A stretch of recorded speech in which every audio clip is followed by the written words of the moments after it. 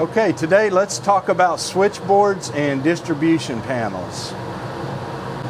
Okay, the safety hazards today are the ones that we can handle with our PPE and watching out for any standing water. Okay, let's talk about the meters and the controls that you'll find on a switchboard.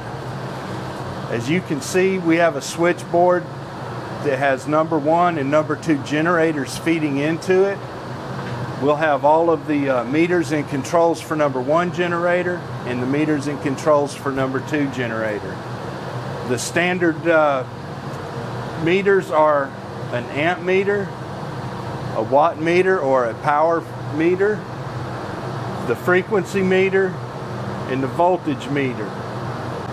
Other things of note, we'll have the voltage regulator controller right here. This digital display for here and here are going to be your governor controllers for paralleling the generators together. We have 2 types of ground detectors. We have an active ground detector and passive ground detectors. An active ground detector is termed active because it is always indicating whether a ground exists or not. I can look at this meter and it's telling me how many amps are flowing to ground currently. The passive ground detectors are the ones that require action from me before it will indicate a ground. Here's your 3 lights and the push button that most folks are used to. I push the button and see that the lights stay lit, therefore no ground is indicated. All the circuit breakers that are installed are labeled properly, and the start and stop controls for the engines themselves. Okay, the safety features of a switchboard are going to be the non-conductive handrail. In this case, it's made of wood. It could also be made of other non-conductive materials such as bakelite. The purpose of this handrail is so that when you're in seas, you have something to help steady you so you don't accidentally fall into and damage the controls. Switchboards also require electrical safety matting in front of them. Some matting you can turn up and you will see specification data verifying that it is electrical grade. Other times it may not, but you can verify if it's electrical grade matting or not. This is electrical grade matting. One of the biggest safety features of a switchboard is that they are enclosed. There's no place on here where someone could accidentally reach into it and get themselves shocked. No openings are allowed, and as you can see, there are no openings on this one. Additionally, the back of the switchboard is required to be just as safe as the front. And as you can see, the back of the switchboard is enclosed as well. There are no openings. Open back switchboards are allowed, but there are special rules. If you encounter one, then it has to be sealed off with a gate, and it must be locked and controlled by the chief engineer probably. The access is absolutely controlled to the rear of an open switchboard. As you can see, all the cable entries to the switchboard come down and go in from the back. A lot of times switchboards, the cables will come in from the bottom. The top of the switchboard is a vulnerable place, especially if you penetrate it with cables there. So the top is drip proof and intact. Let's talk about breaker and component labeling on the switchboard.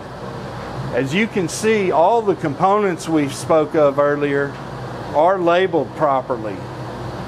This is a nice new switchboard and everything is properly labeled. Additionally, all the breakers are properly labeled and the ampacity is labeled on there. We have the main generator breakers and the shore power breakers here. As you can see, they all have the warning stickers or indicators on them. And these particular breakers also have locking devices. As you can see, this metal arm here, you can undo this holdback, rotate this down, and you can put a lock on it to prevent energizing this breaker. That's a good safety feature. Okay, distribution panels. As you can see, the distribution panel has a name tag identifying it. We also see an external breaker directory posted. The handles here are also lockable. As you can see, you can lock these with a key, and most breaker panels should be lockable. Inside, again, we have the breakers labeled with what they do, another directory as well. You can see the warning labels of high voltage, and again, this enclosure is drip proof. It is certified and rated for installation in an engine room. Most distribution panels meet NEMA 250 ratings. The cables make entry on the side. That's a good set of cable entries right there. And everything is nice and squared away. I would make note that there are no electrical mats required in front of breaker distribution panels. We quite often see them in front of distribution panels, but be aware they're not required. They're only required in front of switchboards. Okay, last tips are to always look for openings in the switchboard and make sure those get closed, and verify the cleanliness of the top of the switchboard. In machinery spaces, dust and oil tend to accumulate up there, and especially if any cable penetrations go down into the top of a switchboard, you have to be up there and put eyes on it. Okay, to summarize switchboards, we've spoken of the general safety features. We covered the components and the meters that are going to be installed. We talked about the labeling of the components and the breakers. We spoke of the handrail and the non-conductive matting, the warning notices, the enclosure itself and that it's drip proof. We talked about the locking devices on these main breakers, as well as the doors of the distribution panels, and the ampacity of all the breakers. So if you have any further questions, please contact your verifying officer at your unit.